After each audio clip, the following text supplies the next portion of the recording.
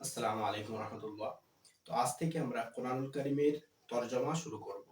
তরজমাটা হবে তিনটি ভাষায়। আরবি, আরবিতে লেখা থাকবে, সেটা বাংলায় তরজমা হবে, তারপর ইংরেজিতে হবে, তারপর উর্দুতে হবে। আমার মেন মোটিভ যেটা, সেটা আমি তিনটি ভাষায় করার কারণ, দেখেন, আমাদের সবার মাতৃভাষা হচ্ছে বাংলা। যাতে বাংলা ভাষায় আমরা কোরআনটাকে শিখতে পারি, বুঝতে পারি। অনেকে হয়তো কোরআন পড়তে পারে কিন্তু তারা অর্থ করতে পারে না। তো যদি আপনি ক্লাসগুলো খুব সুন্দরভাবে দেখেন এবং যে যে বিষয়গুলো আমি বলছি সেগুলোকে যদি নোট ডাউন করেন, তো দেখা যাবে যে আপনি শেষে একেবারে খুব সুন্দরভাবে কোরআনের অর্থগুলো আপনি বলতে পারবেন এবং শিখতে পারবেন। তারপরে যেটা ইংরেজি ভাষা আমি কেন শেখাচ্ছি, কারণ বর্তমান যুগে ইংরেজি ভাষাটাও খুবই একটা জরুরি বিষয়। এবং যদি কোনো ফরেন কান্ট্রিতে গিয়ে আমাদের কোরআনের দাওয়াত দিতে হয়, সেক্ষেত্রে কিন্তু আমাদের ইংরেজি ভাষাটা জরুরি হয়। তো সেই জন্য আমি কিন্তু ইংরেজি ভাষাতেও কোরআনের তর্জমাটা করব। তারপরে উর্দু ভাষায় কেন করছি, কারণ অনেক মাদ্রাসার স্টুডেন্ট আছেন, তাদের কিন্তু উর্দু ভাষা শিখতে হয়, উর্দু ভাষায় কোরআনটাকে তর্জমা করতে হয়। তো যাতে কিনা এক একটা আয়াত আপনারা তিনটে ভাষায় তর্জমাটা শিখতে পারেন, সেটাই হচ্ছে আমার মেন মোটিভ। তো সেই অনুযায়ী আমরা শুরু করি।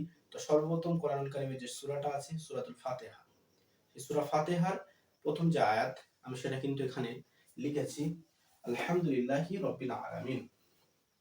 তো এখানে দেখেন, সবসময় আপনারা কাটা কাটা শব্দের যদি মানে শেখেন, এক একটা শব্দের, এই যে বাক্যটা আছে আলহামদুলিল্লাহি রাব্বিল আলামিন, এর যদি এখানে চারটে শব্দ আছে, দেখেন, আলহামদুলিল্লাহ রব আলামিন, এই চারটে বাক্যের, চারটে শব্দের যদি আপনারা অর্থ জানতে পারেন, তাহলে কিন্তু পরিপূর্ণ বাক্যটা আপনারা অর্থ করতে পারবেন। তো সর্বপ্রথম আমি বাংলা ভাষা দিয়ে শুরু করছি। তো যদি আপনারা মানে কোরআন শিখতে চান বা এইভাবে অর্থগুলো শিখতে চান, প্রত্যেকটা ক্লাস আপনারা ফলো করুন। অবশ্যই আপনারা একদিন কোরআন শিখে যাবেন এবং কোরআনের অর্থগুলো খুব সুন্দরভাবে পড়তে এবং বলতে পারবেন। সর্বপ্রথম যে শব্দটা আছে সেটা হচ্ছে আলহামদ। এটা একটা শব্দ। এই শব্দটার বাংলায় অর্থ হচ্ছে কি, সমস্ত প্রশংসা। সমস্ত প্রশংসা। আলহামদ শব্দের অর্থ হচ্ছে সমস্ত প্রশংসা। এগুলো আমি যেভাবে লিখছি, আপনারা যদি একটু নোট ডাউন করেন, তাহলে কিন্তু আপনাদের খুবই সুবিধা হবে। দেখেন, তারপরে যে শব্দটা আছে লিল্লাহ। লিল্লাহ হচ্ছে লাম জন্য ব্যবহার হয়, এখানে একটা লাম আছে, এই যে লিল্লাহ, আল্লাহের আগের যে লাম, এটা জন্য অর্থে ব্যবহার করা হয়। লিল্লাহ মানে হচ্ছে আল্লাহের জন্য। আল্লাহের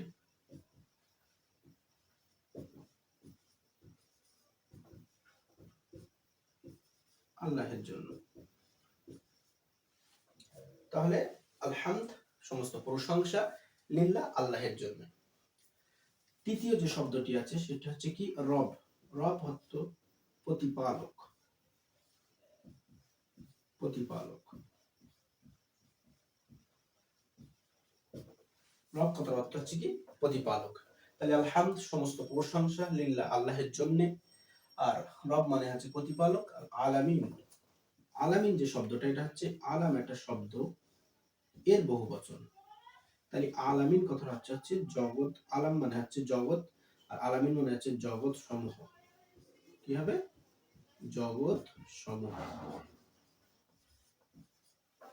তাহলে এখানে যে চারটি শব্দ দেখেন, আপনারা ভালোভাবে একটু খেয়াল করেন যে আলহামদ মানে হচ্ছে সকল প্রশংসা, লিল্লাহ আল্লাহের জন্য, রব মানে হচ্ছে প্রতিপালক, আলামিন আলামের জমা, আলাম মানে হচ্ছে জগৎ, আর আলামিন মানে হচ্ছে জগৎ সমূহ। তাহলে এখানে কিন্তু কাটা কাটা অর্থ কিন্তু আপনারা শিখে গেছেন।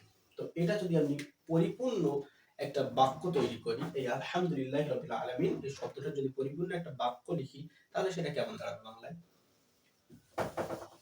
সেটা দেখেন। তো সেটা দেখেন, সেটা হবে কি, সমস্ত প্রশংসা। সমস্ত প্রশংসা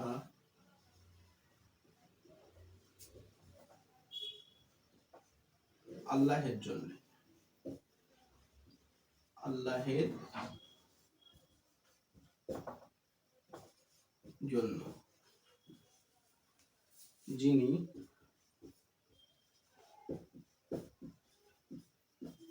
জগৎ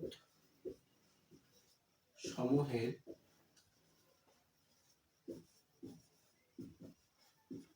প্রতিপালক।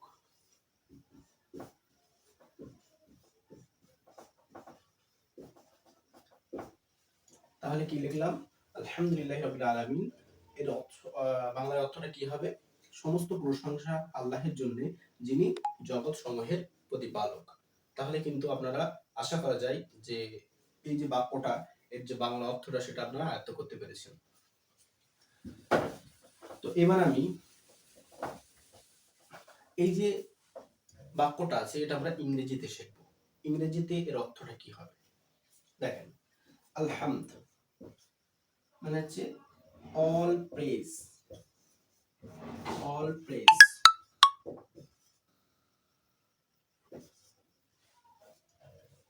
সমস্ত প্রশংসা। লিল্লাহ, টু আল্লাহ। কি হবে? টু আল্লাহ, লিল্লাহ টু আল্লাহ। রব সাস্টেইনার মানে হচ্ছে প্রতিপালক,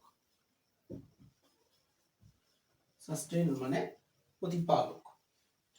আলামিন এখানে জগৎ সমূহ মানে হচ্ছে ইন্টায়ার,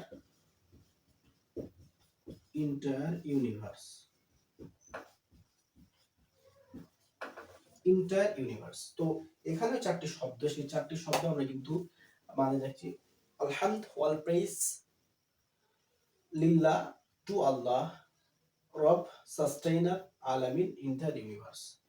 তো এই যে চারটি শব্দ লিখলাম, এই চারটি শব্দ যদি আমরা একত্রে লিখি, অর্থাৎ এইটা আলহামদুলিল্লাহি রাব্বিল আলামিন, এর ইংরেজিতে অর্থটা কি হবে? তো সেইটা যদি আমরা লিখি সেটা কি হবে? all praise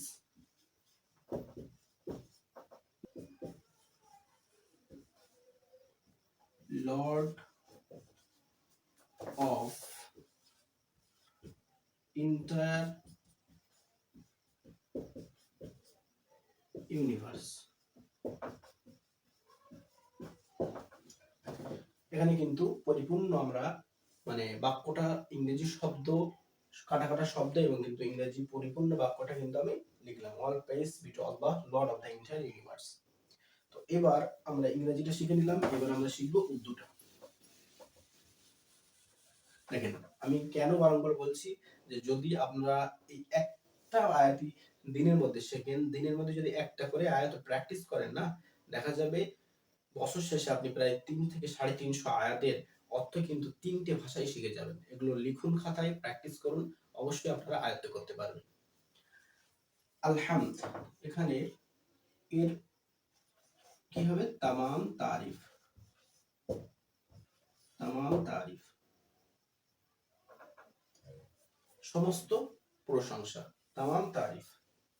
লিল্লাহ अल्लाह के लिए, अल्लाह के लिए, तमाम तारीफ अल्लाह के लिए। रब पालने वाला, पालने वाला,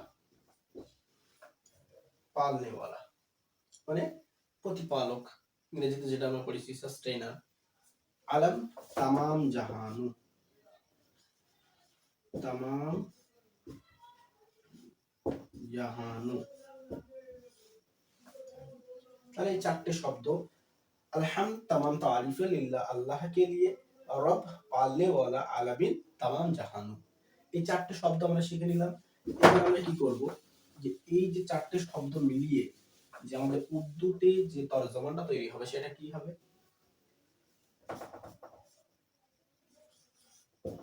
तमाम तारीफ अल्लाह के लिए जो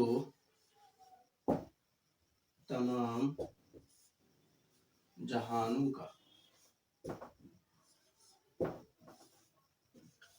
का पालने वाला, पालने वाला है। তাহলে কিন্তু এটা উর্দুতেও আমি কিন্তু মানেটা লিখে দিলাম। তো আপনারা একটা আয়াত কিন্তু পড়েছেন, একটা আয়াতে কিন্তু আমরা ৩ রকম অর্থ কিন্তু আপনারা বলতে পারবেন। তো এইভাবে এক একটি আয়াত শিখতে থাকুন। আশা করা যায় শেষ পর্যন্ত ভিডিও যারা দেখেছেন এবং প্র্যাকটিস করছেন, অবশ্যই আপনারা আরো পরবর্তী যে ভিডিওগুলো আসবে সেগুলো দেখতে থাকবেন। আপনারা কিন্তু ইমপ্রুভমেন্ট হবেই হবেন ইনশাআল্লাহ। তো আজকের ভিডিও এতটুকুই। আপনারা এগুলো দেখেছেন, এগুলো প্র্যাকটিস করুন। আসসালামু আলাইকুম রহমতুল্লাহি ওয়া বারাকাতুহু।